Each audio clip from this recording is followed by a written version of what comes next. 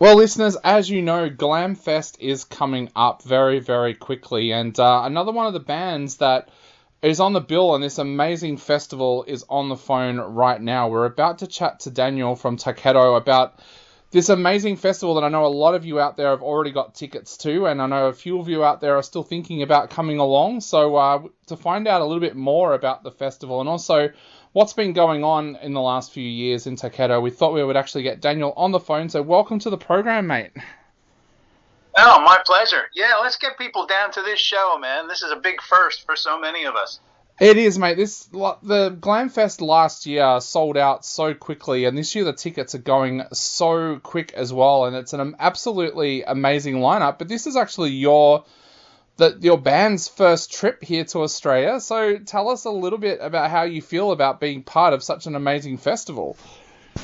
Oh, yeah. I mean, obviously, everybody's very excited. If there's any downside, it's that bloody 24-hour plane flight.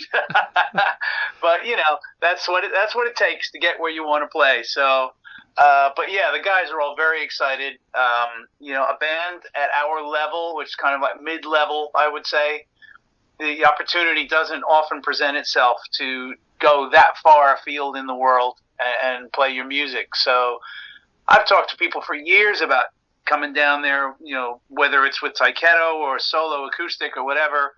And so, yeah, I mean, this is kind of, I think, also Slaughter's first time as well. So we're all going to be kind of like kids at summer camp for a few days. And I think for a lot of us of my age group, like I'm 44, it's going to be the same for us as well, because we grew up listening to your music and we grew up listening to Slaughter and Janet Gardner and so many of the people that are on there. But for a lot of us, it'll be the first time we've ever get to see you play live. Does that something that you think about as well, that there's going to be fans out there that have never seen you play live before? Oh, absolutely. I mean, when we announced it, I was so happy. I got so many, Facebook messages and emails from people going, I've waited 30-something years to see you guys play, and that's, it's a nice kind of pressure. We respond to that very well because Tyketto for me is first and foremost always going to be about, how good a live band we are. And, we've always kind of lived by that. So the toughest part is I think our set is probably about 45, 50 minutes. So we're just going to have to, deliver a lot of 1-2 punches. Definitely. And I'll talk to you a little bit about your set list in a moment, but you mentioned to me before off air that you've been to Melbourne before. What were your thoughts on Australia when you were here? Was it somewhere that you absolutely fell in love with? I did. It's funny when you travel around a bit. I wish I could have seen more. Obviously, as you know, you got to fly between cities, which a lot of people, on this side of the world don't realize. The drives are quite long. So, the only thing that was a downside for me is because we had a tight schedule is what I ended up seeing in most cities was, the pedestrianized shopping centers. Yeah. And so didn't always get a flavor, but I did get to spend a day completely walking with friends in Melbourne. And so, we went to the, I don't know if I get the name of it right, but it's a very famous monument to, I guess, soldiers and sailors. Oh, the shrine? Yes. We went to the shrine. Yep. We went to we went through the botanical gardens that's there. I saw the, obviously some of the famous streets with all the good street art and all of that. And just got to kind of just experience it a bit more than others. And the cities are so different. I mean, the difference between a city like Sydney and Melbourne is very different, and then Perth is another animal altogether. Yeah. Yep. And some of what I saw, what little I saw of the outskirts of cities just immediately reminded me of the American West somehow. Okay. It still looks like very rough and tumble and, very, like hard country. You know what I mean? Definitely. Yes. Yeah, definitely. And one of the things I think a lot of people get a surprise about with a city like Melbourne is how quickly it goes from city to country. American cities are absolutely huge, whereas here in Melbourne, you can go 20 minutes to the north and you're in the country. And even where I'm located, I'm about 40 minutes the other way and in the country. So, yeah, you kind of got that country life and city life meeting together very, very quickly. Yeah, I think you're right. I mean, Nashville's a little bit like that, or it used to be. Yep. There wasn't sort of that buffer zone of suburb that there probably is now. But I would sometimes look out on the what I could see of the actual country and think, yeah, that's hard living out there. Yeah. You got to be tough. You mentioned the 24-hour flight. How do you spend that time? Are you someone that likes to bring a good book onto the plane and sit down and read? Do you watch a movie? How do you spend that time? Yeah, pretty much all of the above. I'm a reader, so yes, I will always have, whenever I travel anywhere, I've always got at least one book in my backpack. Kind of keeps me sane in airports. But I'm also a media addict, so I've usually got a laptop with about 10 films on it, or so yeah, in case the in-flight entertainment is all stuff I've seen or whatever. So, but I also like watching stuff if I'm going someplace that's very different. I like watching stuff from that's relevant to that. So, for instance, I just finished a really great TV series called Black Snow. Yep. Which I really enjoyed because it incorporates an entire history I know nothing about. So talking about the South Sea Islanders and how their relevance to Australian history and everything, that really fascinated me. Definitely. Now, I wanted to move on a little bit and to talk about your music, because you guys, you mentioned before about you're a band that's known for putting on a great live show, and it seems like you guys have toured so heavily since Reach came out in 2016, except for the pandemic years. What's it been like for you being back out there and on the road so much since Reach came out? It's just been it's been such a pleasant experience. I mean, we have to back it up a little bit for a proper explanation because, obviously we all went into that 2-year period where nobody was working. And when we finished that, this is when my drummer, who's been my musical partner for 33 years, Michael Clayton Arbini, kind of came to me and said, I don't think I want to go out and tour anymore. And the guitar player, Chris Green, said the same thing. And the good part about that, the part that I'm most proud of, is there was no drama involved. There's no dirty laundry, no fighting, none of that. It was just, I've spent the last 2 years with my family, and I'm not prepared to go back out and stress out and miss all of that. So I thought, all right, fair enough. I was going to fold up Tyketto's tent completely. And it was really at their pushing that they said, no, you should go for it, and try and do as much as you can, and helped me sort of groom their replacements. And so what's been beautiful about that is in 2022, 23, we've played more shows in a year than I think we have in decades. And the fans were absolutely accepting of the new guys. And, I think everybody stayed true to the band's ethic of how we treat our fans, how we play live, how we, approach our music. So it's really been a very happy situation. And a lot of bands find as well when they bring in new members like that sometimes it kind of is rejuvenating for themselves as well. Is that something that you experienced? Yeah, without a doubt. So the new drummer is Johnny D, who still plays with Doro Pesh, amongst other people. But Johnny D was my drummer in a band called Wasted. Yep. We were together 40 years ago. And we've always maintained a friendship. And he is just like there's nobody better to travel with because he just doesn't get phased and he makes everything funny. And, he's just a very, very great drummer, kind soul.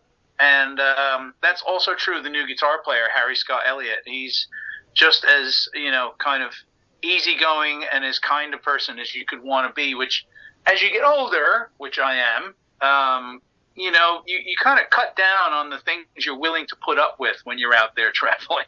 Yep. Has it made you want to work on new material as well for the band, or is that something that's well and truly in the past? No, No, as a matter of fact, our record company has been kind of busting my balls to get new material in. So I needed to make sure, first of all, that the new lineup would work. Second of all, that the audience would accept it and that it was okay for Tyketto to continue on, and all those boxes have been ticked now. So the toughest part is we're really going to be starting from zero. I don't have a bunch of songs that I've been tinkering around with for the last couple of years for Tyketto, so we really have to start from zero to present new material. But there is definitely a call for it, and it is my hope that we will have a new Tyketto album next year. That is amazing news, and I know a lot of people out there are going to be very excited to hear that. But tell us a little bit about your set list for Glam Fest, because of course you guys have got so many amazing tracks. It must be difficult to put together a set list, especially for a festival show like this. Well, it's not a long set so you have to be very, very, very selective. And I think for the first time in, it just makes sense to me to give the audience as much of the stuff that they know the best. So the set is gonna, I think entirely gonna be Don't Come Easy and Strength in Numbers, those two albums. So it's going to be very Don't Come Easy heavy. And, even things like in a 45 or 50-minute set, generally speaking, it's not strategically wise to throw in a ballad because, you want to just kind of go on all cylinders for the entire time that you're on there. You don't want to change the mood. But how could I not play Standing Alone? Yeah. Especially first time. It's probably the song that's gotten in many ways more attention than any of our other songs. So yeah, we've got to be, I think, very much be conscious of the audience and what they want to hear. One of the things that really hit me, I was listening to Don't Come Easy a lot the last couple of days getting ready for this interview, and one of the things that really hit me about that album was it was exactly the way I remembered it when I first heard it when I was in high school, but also it stands the test of time. Was that something that you guys were aware of when you were working on that album, that this was the kind of music that people would still be listening to 30 years later? No, I can't imagine that we had any thoughts of that. Part of that, I think, is a bit of luck. And I think, and I'm not putting down any of my compatriots, but I think Tyketto, at least in our minds, we always strove to have a little bit more as far as from the songwriting perspective. We wanted to try and write things that would be memorable. I think the only song on the entire album that in some ways was written formulaically would be Forever Young. And it's, by formulaic, I mean, we knew what we were doing when we chose that theme. You know what I'm saying? Yeah. It's like, how are you not going to appeal to an audience with a statement like that? Yeah. So that was done purposefully, but everything else was pretty natural, and we were very fortunate that, Richie Zito and then the engineers of that album really got what we were doing.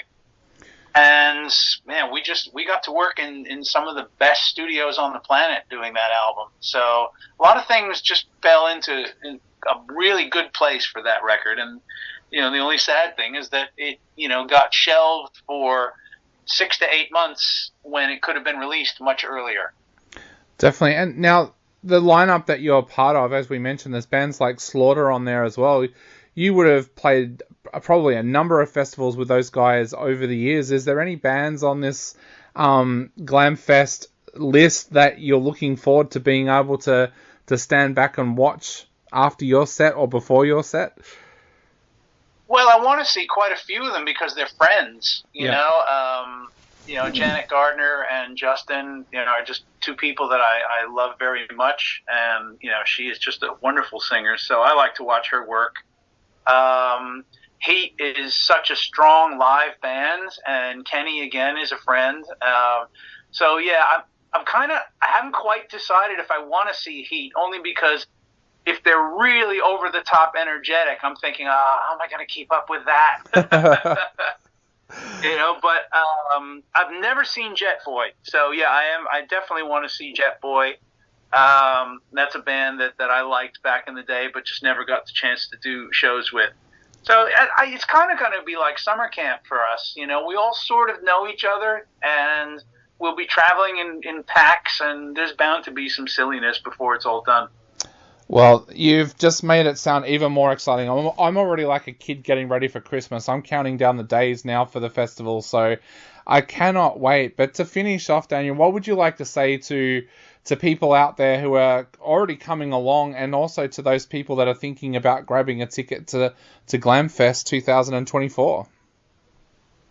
Well, again, the most important selling point for the whole thing is that, at least I know for us, Slaughter, and it's a couple others, this is our first time, and we never, we never were certain that we'd ever be able to travel this far to play our music for fans. So everybody's going to be really charged up. I don't think anybody in this lineup is going to be just kind of phoning it in. So I think it's going to be a very high energy concert. And if it was coming to my town, I wouldn't miss it.